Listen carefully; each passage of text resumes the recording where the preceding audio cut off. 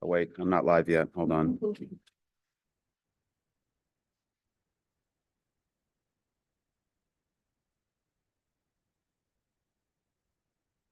Wait, I'm not live yet. Hold on. Now I'm talking to myself. Okay, good.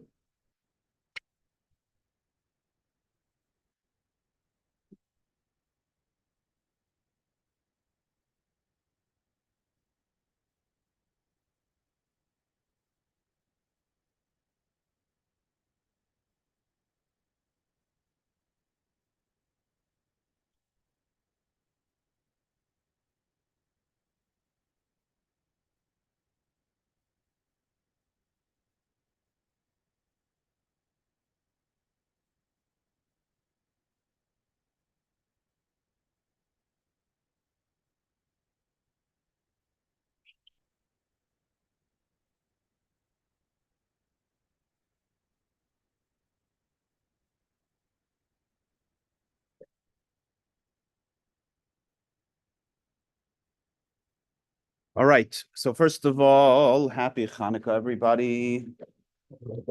Today is the fourth day of Hanukkah. Good morning. Fourth day of Hanukkah. If you haven't already filled out your yellow thing, the thing that's by the front door, the back door, the front door, whichever door you want it to be, to share how you're going to light back, and then we're going to tie it to the evolving menorah on the belt line. Please do so. What else is coming up? We have the new JLI course, which begins the beginning of February. Now's a good time to sign up.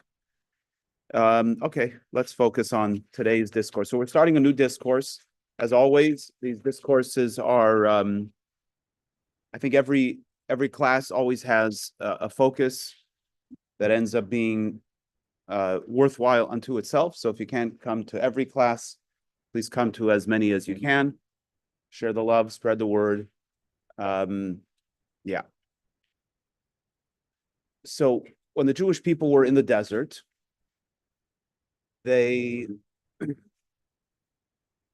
Hashem provided a miraculous food from the heavens known as the man. Word man, or as it's translated in English as manna. Why is manna any more English than man? I don't know, but whatever, it's what it is. So the man, the Hebrew word man, actually means what? And the Torah says that they called it man, himanhu, because they said, what is this? And the Torah describes it as being some kind of mush, looking like coriander, or tasting like coriander seed. Does anybody know what coriander seed tastes like? Oh, you do know coriander seed. Okay. Got it. Doesn't sound like something you want to eat 3 times a day. But actually, the Torah says it was a miracle. The Medrash says that whatever they wanted it to taste like is what it tasted like. It fell from the heavens. They would come out of their tents every morning, and the man would be there. It was protected by a layer of dew underneath the man and a layer of dew on top of the man, kind of like shrink wrapped, which is why we have a board or a cloth underneath the challah on the Shabbat table and a cover as well. One of the reasons is to mimic the protection of the manna. Other interesting things about the manna is that it would not produce any waste. So people would eat it and it would not, it was a bread of heaven, so there was no waste, right? When we eat food, our body parses out the nutrients and the good stuff, and it dispels the unnecessary stuff. But because this is man from heaven, it was all good. There was nothing to discard. To the point that later on, without getting graphic, it's part of the human condition, and you might say, well, like if only I didn't need to go to the bathroom. But actually, one of the things the Jewish people had a problem with they got sick of the man is because it didn't produce the normal bodily functions. So human beings like to have bodily functions, and they like when the bodily functions work. So this didn't work out exactly that way, but that's also a lot of conversation for another time. But let's focus on the discussion around the man upon which this discourse is based. So on Friday, the Jewish people were instructed to go out and collect a double portion of man. And not to go out on Shabbos morning to collect the usual man.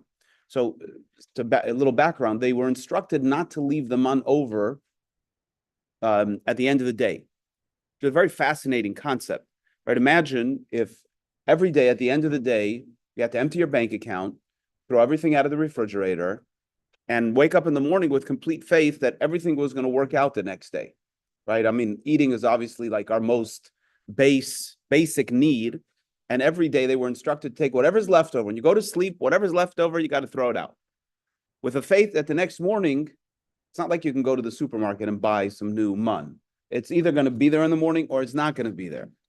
And so that was every single day, except Friday, Hashem said through Moshe to go and collect the manna, take a double portion, and this time you can keep it overnight. That's what's going to be for you to eat on Shabbos day. Then later on Shabbos afternoon, and indeed that's what happened. The next morning they came, the man was still there, and they said, so in the afternoon they went to Moshe and they said, is this like a process? Should we go back out and collect? And he said, no, this is only for Shabbos. In other words, only on Friday are you to collect the double portion, and only on Friday will be left overnight. And Shabbos is the only day that the man will not be found in the field. So this is our overview of the man. Now, the man has a lot of interesting components to it, a lot of spiritual messaging to it, and we're going to begin to dig into the discourse and begin to unpack what those meanings are. As usual, these discourses, the Chabad Rebbes oftentimes would open up a discourse with a question on a particular subject, and then they're going to go down all kinds of windy paths. And then eventually, for the most part, they come back to answer the question, but not always, because it's not about the question, it's about the journey. Some great scholar said that. Okay, page 4. If you don't have a copy and you want one, they're up here.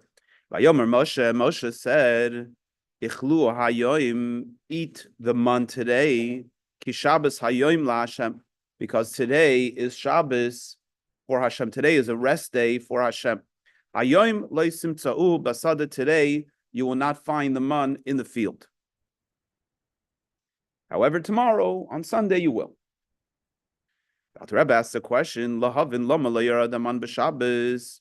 Why did the man not fall down on the Shabbos? Why did it not come down? Why did it not descend on Shabbos? We find that it's not like nature stops on Shabbos. The plants continue to grow, the rain continues to fall, right? So we're saying that Hashem rested on Shabbos, but it doesn't seem to be exactly that way, because we see that the world continues to function. So if the world continues to function, why couldn't the man also continue to function? Everything continues to be influenced from above. Like the passage says in the Medrash, Ein lecha esav, there is no blade of grass that doesn't have an angel that is constantly instructing it to grow. So every single blade of grass has this process that is taking place at every moment, and every single blade of grass is only an example, right? Every creation. We met somebody recently who was sharing how they healed themselves. I actually looked it up. It's very interesting. Cellular meditation, where you meditate on the cells in your body to be able to bring healing to the cells, to heal from, pretty significant kind of chronic illness. I just found it so fascinating, right? There's so much that's beneath the surface on such a finite level, on a level that we can't even see with our eyes, that's operating at every moment. And the Medrash tells us that this is God at work. God, through his own energy, through his angels, every single creation is constantly being nurtured. I mean, it's like if we talk about the idea of changing frequency, like if we change the frequency and we're able to see what was going on, it would be mind-boggling. It's why we don't live in that frequency, because we would become robots in service of God. But fundamentally, every single thing that's in the world, right? We know within our body, everything is constantly functioning exactly so. That's the way it's taking place in our physical earth, in the galaxies, in the spiritual universe. Everything is constantly moving exactly as it's precisely being instructed to at every single moment. So that's question one. Why, if Hashem continues to make this mechanism work on Shabbos, so it doesn't seem like God's getting much rest, right? So why can't he throw in the man into the mix as well? Not so much rest going on. Second question is V'gam mahu Icluhu Hayom. Also, what does it mean, eat the man today?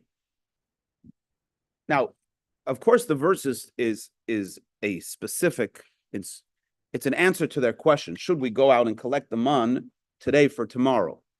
And he's saying, no, eat it today and don't worry about tomorrow. But it's also kind of a broad statement. He could have just said, no, don't collect it. You'll have it for a whole week. But he said, eat it today. In other words, as if this instruction to eat the man is something unique about Shabbos, about Shabbat, right? It may not be the literal meaning, but it's definitely alluded to in his answer. Eat the man today, but don't we eat it every day? Didn't we eat it every day? So what's the emphasis on today? All the days they ate the man. So these are the questions. And as we said, we're going to come back to these questions a little later on. So let's first understand what is the underlying spiritual makeup of the man. It's written, the verse says that Hashem says, I will now rain down bread from heaven. Why? Now, why do you have to rain down bread from heaven? So you can eat, right? That's not what the Torah says.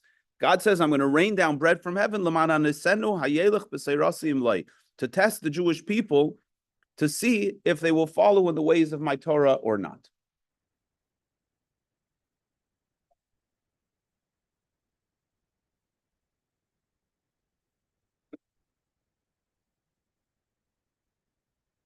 So when did they start eating the man? So the man began to fall apparently before the Torah was given. So the Alter Rebbe, so if you read the verse in that context, it's not this broad statement to see if in general you're Torah followers. It's specifically, I'm going to cause the man to fall now to see if you are fitting to receive the Torah that I want to give at Sinai. That seems to be the flow of the verse. So the Alter Rebbe's question is, what's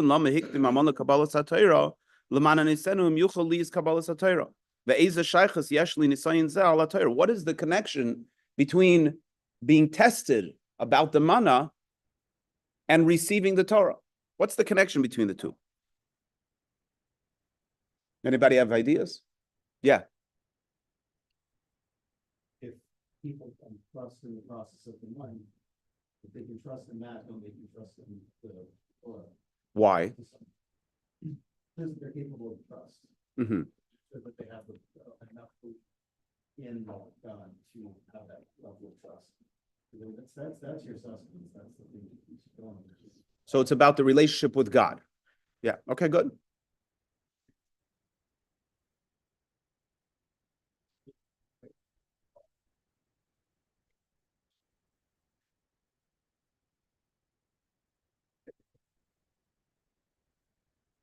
I think what you're saying, and I like what you're saying because I was thinking about that as well, is that there were instructions around the manna, specific instructions, when to get it, when not to get it. So are you capable of following instructions? Yeah. So if you're capable of following instructions, you can receive the Torah, right?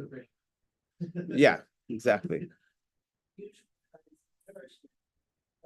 not like traditional The Torah is written words that nourish and develop the person. Beautiful. Beautiful. Great, great. So let's see what the Alter Rebbe says. But first, he has more questions. V'gam mahu lashon hayelech b'seirasi havelele lemeimar hayikaimu seirasi. The verse is very specific. To test them, to test you, to see if you will go in my ways, if you will go in the way of my Torah. Is it about going in the way of the Torah, or is it about fulfilling the Torah's instructions, right? Per your suggestion, it's about fulfilling the Torah's instructions. So the verse should have said, I'm giving you the manna in order to test you to see if you will fulfill my commandments, if you will fulfill my Torah. Hayikaimenu, it's a different word. Hayelech means, are you going to go? Hayikaimenu means, are you going to fulfill? Right? So what is the Torah? What is the Torah? The Torah is letters. Samach ribe oisis keneged samach ribe neshamis. 600,000 letters corresponding to 600,000 primary souls. Now let's just qualify that, because there are not 600,000 letters in the Torah. There's somewhere 350,000, somewhere in that area. If you look at the text, the fine print at the end of the Torah, after the last Torah portion, after each Torah portion, it tells us how many verses are in that Torah portion. But at the very end of the Torah, it tells us how many letters are there in the entire Torah. And there are not 600,000 letters. There's 350,000, maybe a little more, maybe a little less. I don't know the number exactly. So where do we come up with 600,000? So there are various different technical opinions.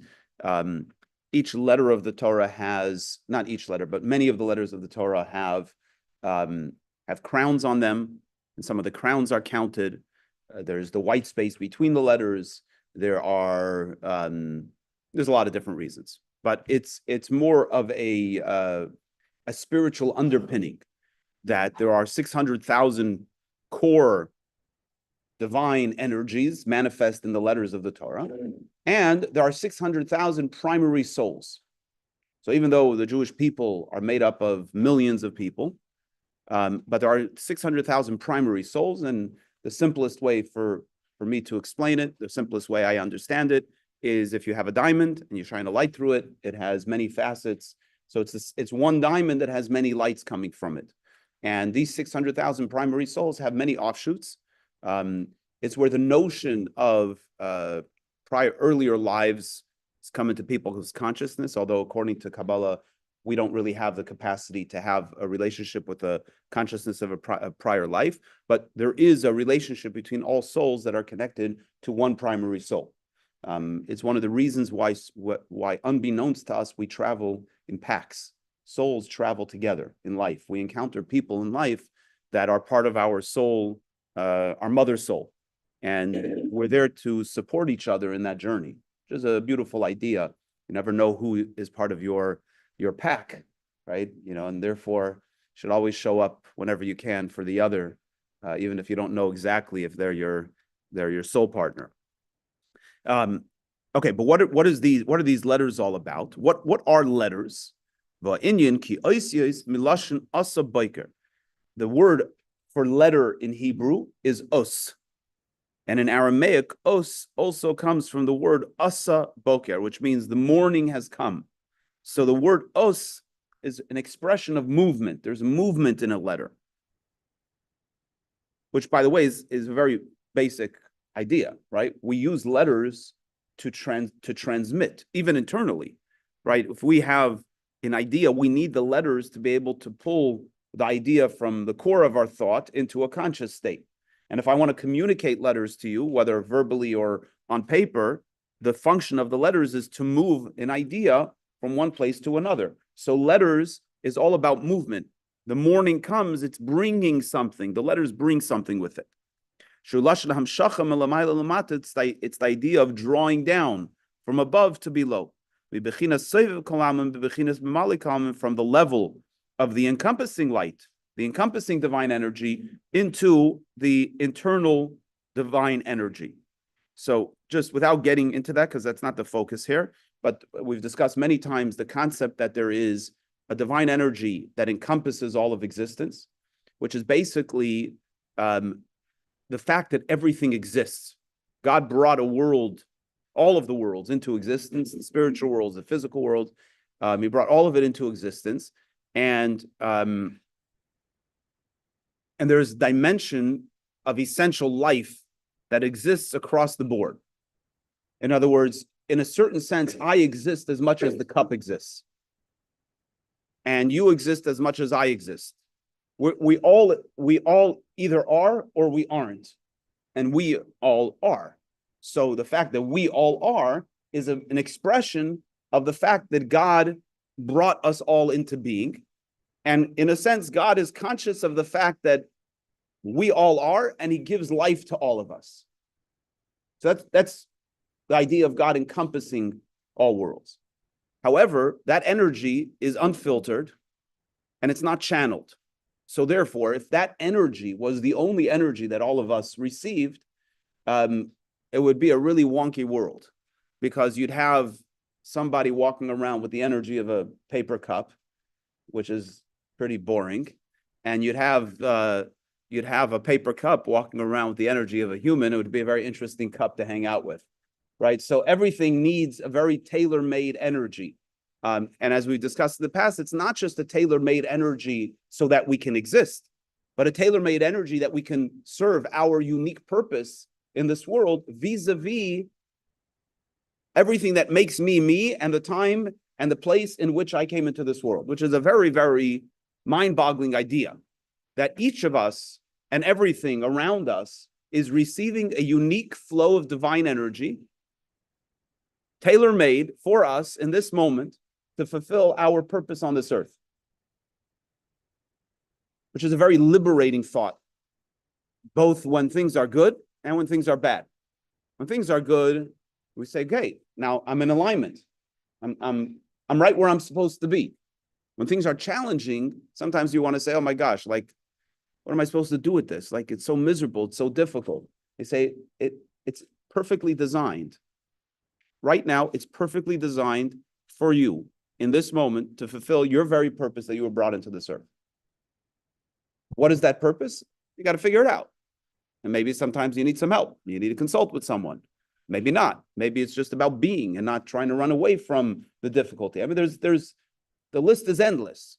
But because everything, if any part of what's going on in my consciousness is not by the divine design, then I can discount the whole thing. The challenge is not really a challenge. It's just somebody's picking on me. Somebody's starting up with me. So let me take it out on them. It's got nothing to do with God, right? But when you realize, like, no, every single thing that's going on is by divine design, then nothing rankles you. I'm not saying it doesn't create a challenge, but I'm saying in its purest state, if we really believe that everything that's going on in our lives, everything, your flight is delayed, the rain is interfering with your Sunday plans, the coffee's not hot enough, the banker is sending you a fee you didn't expect, whatever it might be, right? How many times do we get agitated during the week? It's perfectly designed by God for us. Sometimes it's there because there's some existential purpose that we're not going to ever figure out. And sometimes it's there because there's something we need to work with in our character. Sometimes there's some opportunity that's coming our way, and we're only going to find it through, bumping into the darkness in front of us. But whatever it is, if you believe that God is orchestrating it, then it has purpose. Now, how do we know God is orchestrating it? Because every single thing has a unique divine energy that gives it its flow, gives it its energy. Somebody once said, "How do I know that I have purpose today? Because if I didn't have purpose today, God wouldn't have restored my soul to me today. If God said, 'I'm done with you,' last night would have been the end. But God said, 'No, I'm not done with you.' And the proof is I put your soul back in your body for another day. What happens tomorrow? I don't know. But today, right now, God put my soul back into my body. I'm energized again. So I have some purpose here. Okay, now let me look around. This is here. This is here. God is giving this energy. God is giving this energy. God is giving this energy. God is giving all of you energy.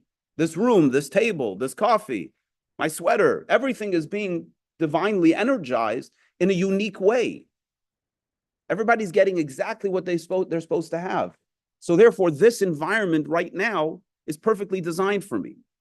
So that's the idea of the flow of general existence that God gives to all of creation being drawn down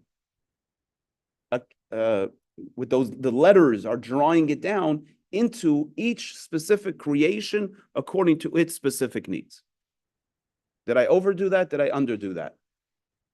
Did I just right? Thank you.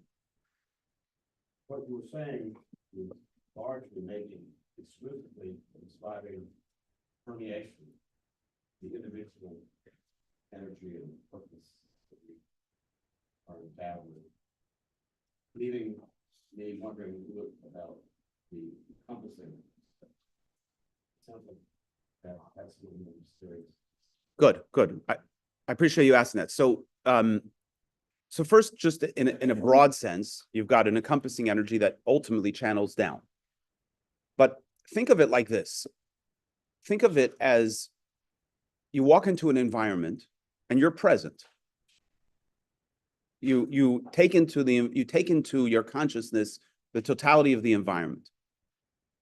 But are you looking at something specific? You're not. Not at the first moment. The first moment it says, I'm here. I see, I feel, I know. Now let me look. What's that chair made out of? What's the energy? What about that paper plate? Is it going to serve my need for the bagel? What about that person? What is that? How's that person dressed? What is that interesting thing they're wearing on their head, in their ear? People wear all kinds of interesting things these days, right? In other words, what you did yourself is you started with a broad consciousness and you move your consciousness into a specific thing. By the way, it's interesting on the receiving end, people, right? If you walk into an environment, you, Stanley, walk into an environment and you take into account the totality of the environment, but you're not paying attention to me, I don't feel your attention, right? I see you and I know that I'm in the totality of your experience, but I know that you're not paying attention to me. When you shift your focus to me consciously with your eyes, let alone if you come and talk to me, now I know you're focused on me. My relationship to you changes from this encompassing kind of flow to the personalized flow. So it's not like God changes in this experience. God brought everything into being, but God's bringing everything into being is this encompassing general energy, and then bringing every individual thing into being is a personalized energy.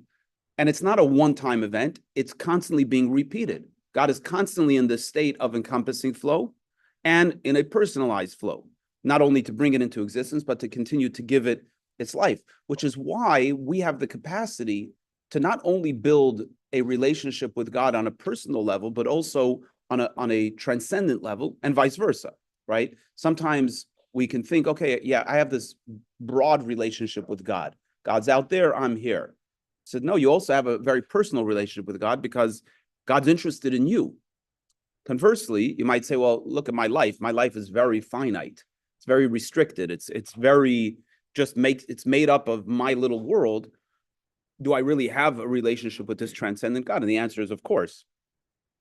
Each one requires a different type of effort and a different type of focus and at different times, but ultimately, both of those dimensions are available to us.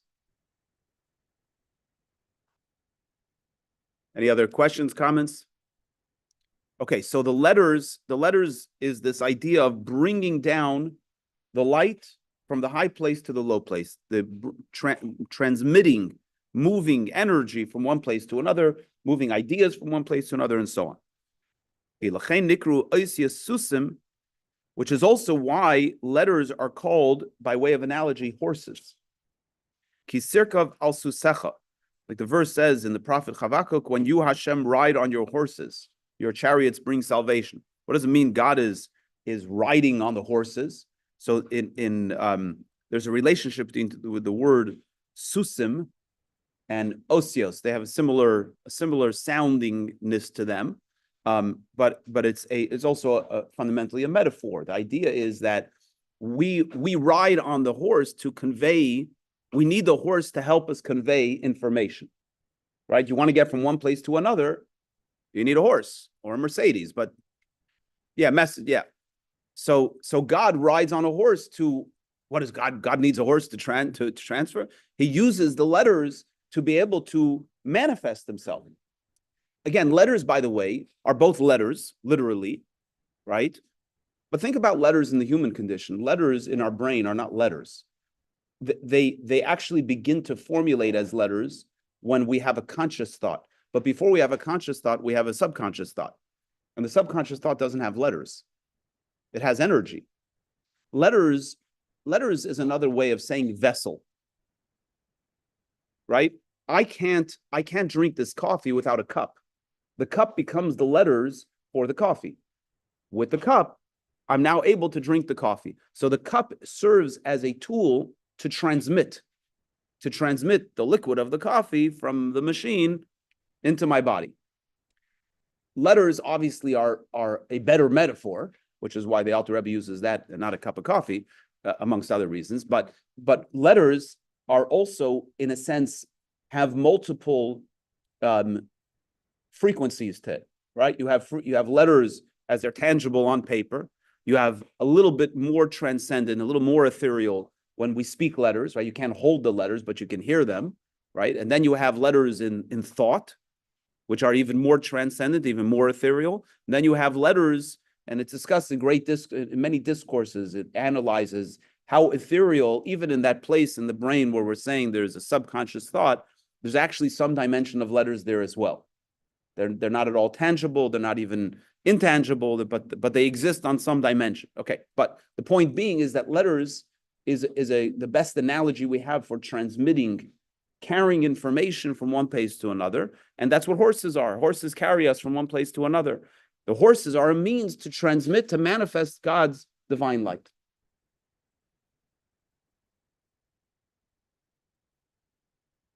So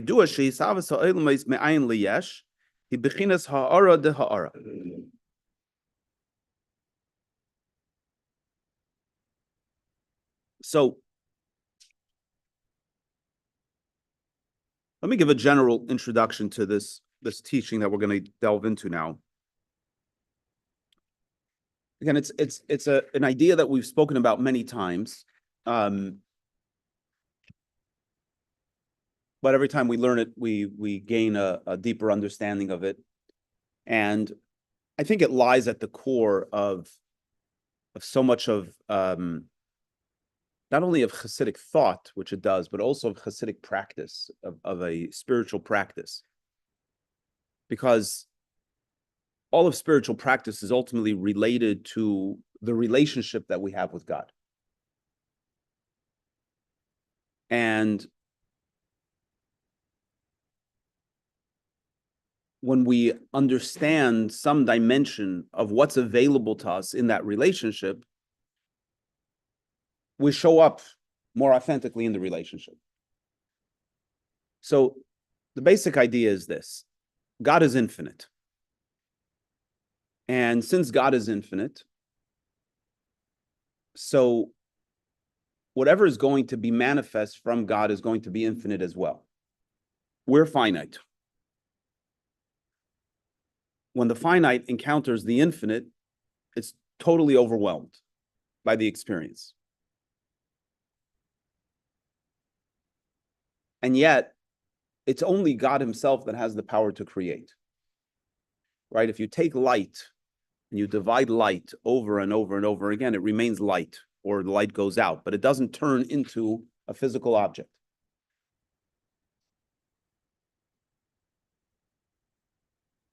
God is infinite. So God, no matter how much God is going to manifest, it's going to remain infinite. And it's not going to, in a passive way, it's not going to turn into a physical reality. Which is why we have the concept of yesh me'ayin, creation ex nihilo, something from nothing. To bring a finite world into being is not something that can happen passively.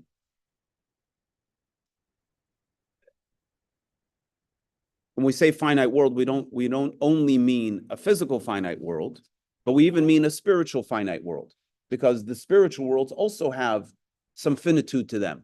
It's not the same kind of finitude, but just like there's a finiteness to an emotion, to an idea, right? It lives in a specific place. It has a beginning, it has an end. In the spiritual worlds, there's also a finiteness that the spiritual worlds are a creation, different type of creation than the physical reality, which is why, again, without getting into it right now, it actually says that there is a different expression.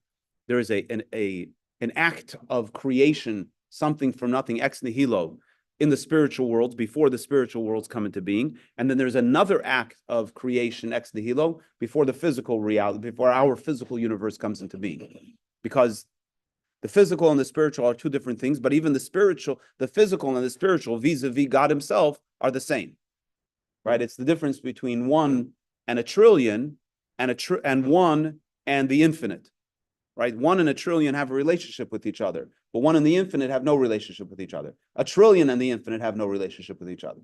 So God's infiniteness, as it's manifest,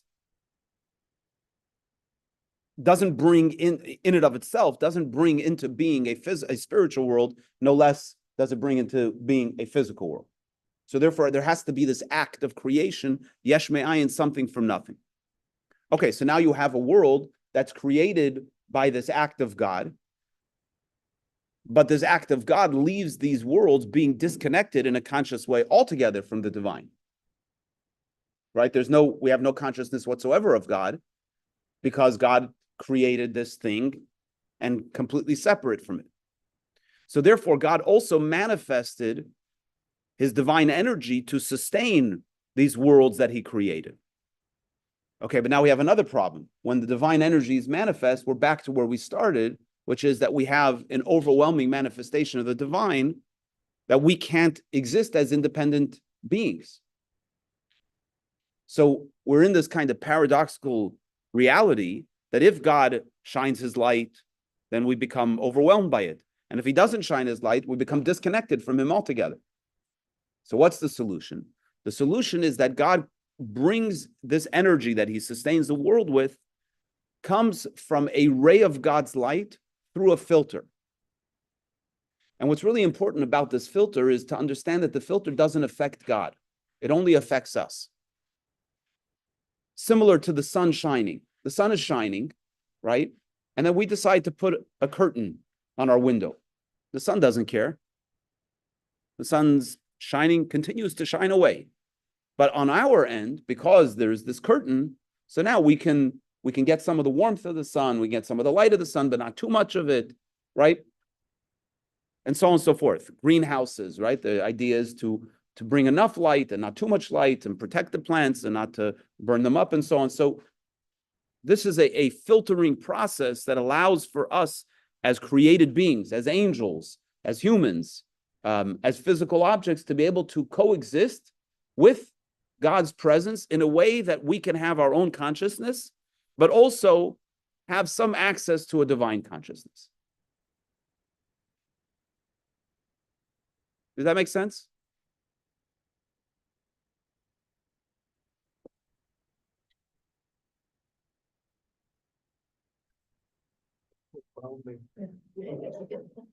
It's easier to say God is everywhere, and leave it at that. When you start thinking about The specifics. specifics, and the specifics start getting smaller and smaller and smaller, it is overwhelming. Yeah.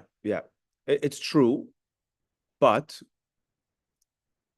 I'll tell you, maybe not in your case, but many men say it's easier just to accept that my wife is than to try to actually get to know her. But the reality is that if you just accept, you're not in that profound of a relationship, right? In other words, there is no question that there is a dimension to our relationship which is pure and whole and complete by saying Hashem is here, Hashem is there, Hashem is truly everywhere. There's no question about it. But who sings that? Children sing that, which is, there's a purity to that. There's a purity to that. Says the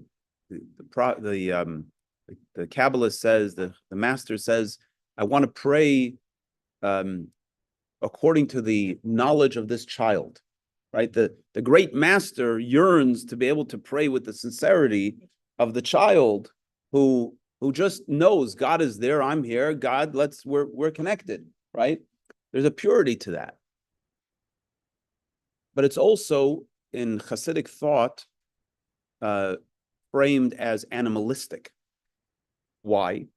Because what is an animal? A trained animal. You put a harness on it, you put a yoke on it, and it follows orders. And while that's important for an animal, and it's important at times, I'm sorry, it's not exercise. We're being obedient. Well, you can be exercising free will because you can choose to be obedient. You can choose to be obedient. And by the way, a lot of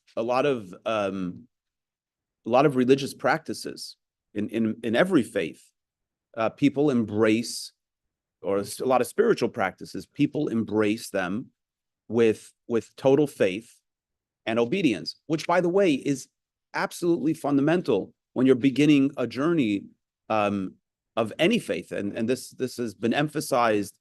The Rebbe, would often do in a lot of the Rebbe's English correspondence, where people were exploring, especially scientists exploring God and so on. The Rebbe would say, like, you go to you go to the doctor, right? And the doctor says, I diagnose you, you need some penicillin. And you say, listen, doctor, I appreciate your diagnosis, but before I'm going to take the penicillin, I need to understand, what does the penicillin do? And help me understand how the body works. And why is there infection in the first place? And what is the heart all about? And what is the brain all about? And what is the kidneys all about? And the liver? The doctor says, you'll be dead by the time, we get that all figured out. Right now, you need to be obedient. Just follow instructions, which, by the way, how many of us walk out of the doctor? Now they do everything by phone, but back in the day, they used to scribble something on a piece of paper. And you can't even read the doctor's handwriting, but on faith, we take that paper, you go to somebody else that you don't know behind the counter, and you give it to them, and they give you a bottle of stuff, and you start popping the stuff in your mouth on complete faith, right? But nobody questions. I need to actually, we all understand that you're not going to start interrogating the doctor or the pharmacist. I mean, you should make sure you got the right medicine, but you're not. Why? Because it's going to take a lifetime to learn all that stuff, or at least a significant amount of time. And right now, the moment calls for obedience. In our relationship, in any spiritual practice, it has to begin with that obedience. In a discourse from the fifth Rebbe, he talks about the idea of a lever, right? You put a lever underneath something, it lifts the whole building. So this is called in Hasidic talk, it's called Kabbalat Ol, which means to accept the yoke, like a bull, like an ox. You accept the yoke. That's the starting point. But it's a choice that you make. It is a choice that you make to accept the yoke. But if we stay there, then it's animalistic. Why is it animalistic? Because what part of us embraces the accepting of the yoke? A very base part of us, not a sophisticated part, not a thinking part. It says, this is what's called upon. I'm going to do it. I'm actually suspending my thinking. I'm suspending my feeling. I'm just moving to the obedient action part of me to do what I need to do. Well, that's great. That's one part of who you are. It may be a very foundational part of who you are, but it's only one part of you. And in our relationship with God, we need to bring the totality of who we are. So we need to filter it up to emotions and to intellect, and we need to think about it. We need to engage with it on multiple levels. Very good. Thank you. Yes, that's the flow. First we will do, and then we will understand. But if we just do, we will do. By the way, we fall back on the we will do as well. There are times when we lose our we're not feeling it, or our mind is not giving us the right reasons today. So what do you do then? You got to fall back on faith. You got to fall back on the we will do. So these things are interconnected. How did we get into that last discussion?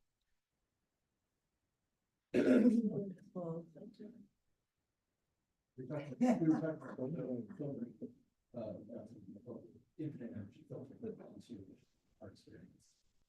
Yeah, okay. And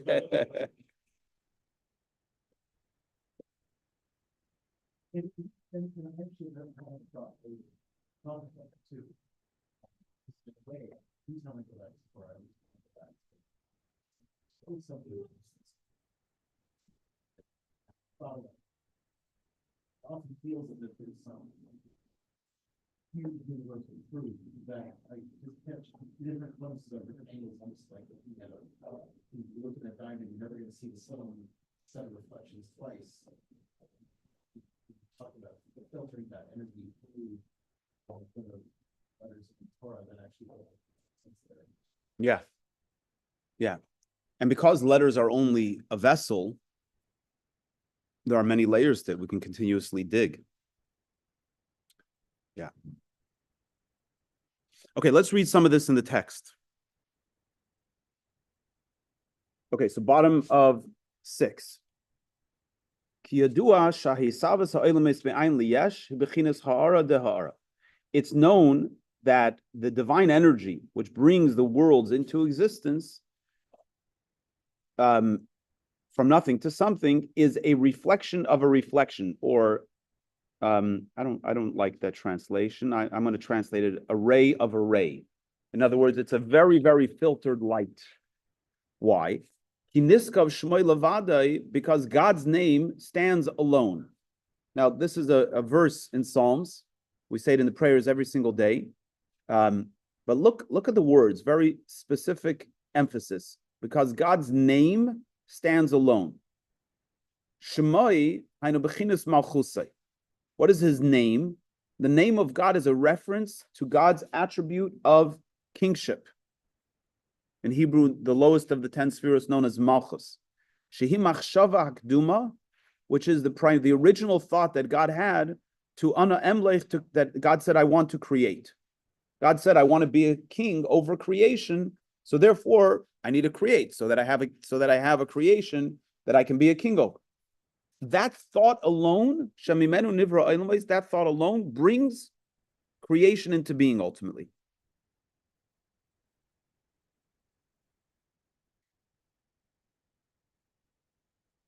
So there is the original thought that God had, I want to create, I want to be a king. So when we have a thought, when humans have a thought, then we begin a process, a creative process, until we ultimately come to actually bring the thing into fulfillment. But God, when God says, I want to, when God has this thought arises, I want to be a king, it all happens. It all comes into being. But even within God himself, there's also an event that takes place, which is the act of creation. In the beginning, God created the heavens and the earth, and God said, let there be light, and God said, and God said, and God said. So there's the fact that everything comes into being, and then there's the specific act of creation. Ushemayu gam kein bechinas levadei. This aspect of God's name, meaning the aspect of God's name, which is the original thought, I want to be king, is levadei, it remains for God himself. In other words, once God brings the world into existence and he's interacting with the world, okay, so then it's obvious that God's name is now serving a function of this relationship. But before God's interacting with creation, in that original thought that God had, I want to be king, God's name is formulated there. And once God's name is formulated, you would think that maybe it now has a relationship with another. And that's what the verse is saying, is that Kiniskav Shemoy Levade, that God's name is for him alone. At that level, God's name is only for him. Even though it already is coming into being, but it's still connected with God's essence. Let me elaborate a little bit on this. What is a name? A name is a tool by which others can communicate with you. There are probably some, it's a label. There are probably some layers where a name is helpful to us for ourselves. But that also may not be entirely true. It may only be so because we have a consciousness of others that we need to be able to create differentiation. In other words, if we were the only being in the world, would we need a name? Do we need a name to have an identity? Or do we need a name only because we have others and now we need to identify that way? But I'll let you philosophize that in the shower tonight. But even so, even if the answer is that we don't need a name if we're all alone, the idea of a name means that it's not just me, there's already me and something. It could be me and an idea, right? The whole function of the name as a metaphor, the name is a tool by which others call you, right? So a name as a metaphor is a tool, is an expression of something other than self. Well, I'm going to take it to God himself, right? So God himself, I'm trying to use the person as a microcosm to be able to reflect this back on God himself. God himself, when God says, I want to be king, let's just say that's all God said, right? I want to be king. In a sense, God carved out within himself a consciousness that wasn't the consciousness that he had a minute earlier. Before a minute earlier, the only consciousness was God, I am, in my essence and the totality. Now God says, oh, I want to be a king. I want to be a king means that God's already making an internal movement to be able to do something to bring a world into being. It's a very subtle idea, but already in that primordial thought. And I think we can understand this for ourselves. Like, you're laying in bed in the morning and you're thinking to yourself some grandiose idea, okay, maybe not grandiose. It could be, I think I want to enjoy the taste of an omelet. Very profound. Now, you haven't done anything. You haven't even verbalized it. It may just be a thought that'll go away. But for a moment, you had that thought. You've already stepped out of your core essence and began to formulate the notion of something else. When God says, I want to be a king, the only way God can be a king is if there's a world and there's created beings. So therefore, even in that primordial thought of, I want to be a king, now God has a name. But because those beings didn't come into being yet, so where's God's name? It's for himself. It is his name, but it's so intimately connected with God's essence that it's almost as if he doesn't have a name. It's the light. The parallel oftentimes is used, the black light in the sun, right? The first expression of the sun's light is black. Why? Because it's so bright, it can't even manifest. Literally, if you look at the sun, the core of the sun is the first rim of the sun is black. The light is so powerful that you can't do anything with it. But it's there. God's name is already there when he decides, I want to be a king. Right? It's already there. But that name is only for God himself. That we can't have a relationship with that level of God's name.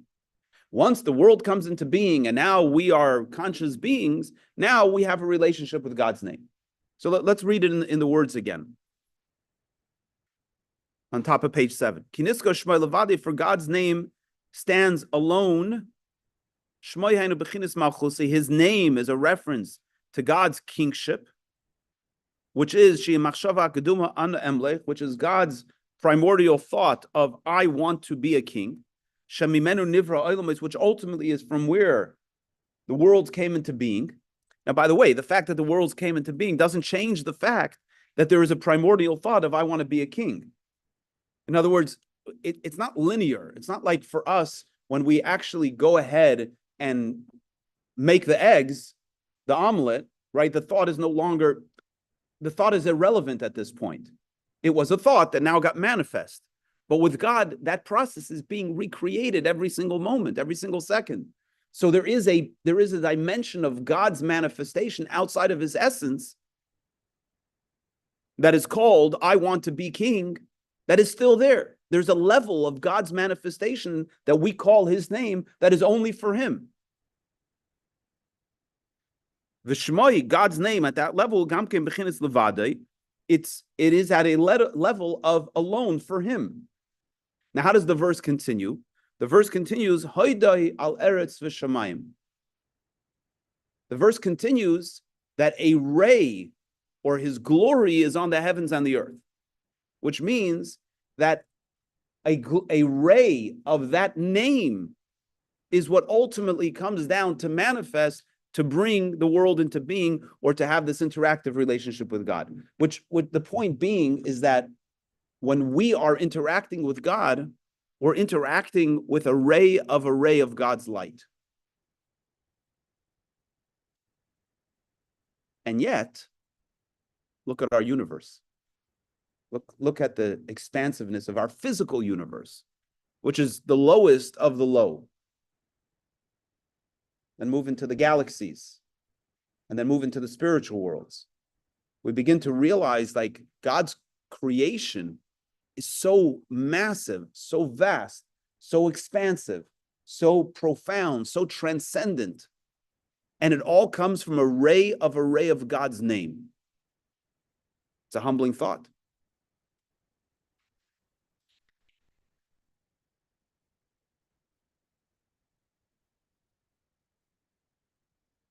And we'll stop with that humbling thought. We'll end with that humbling thought.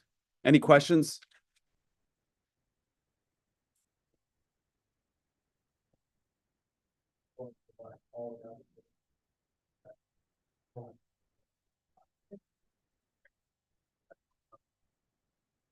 So, in a sense, it all happened. You're thinking like a human. It all happened right away.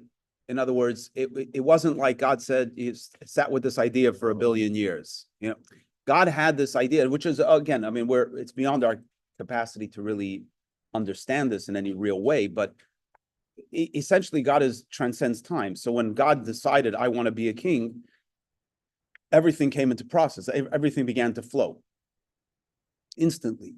And in that process, you know, using our omelet example, right?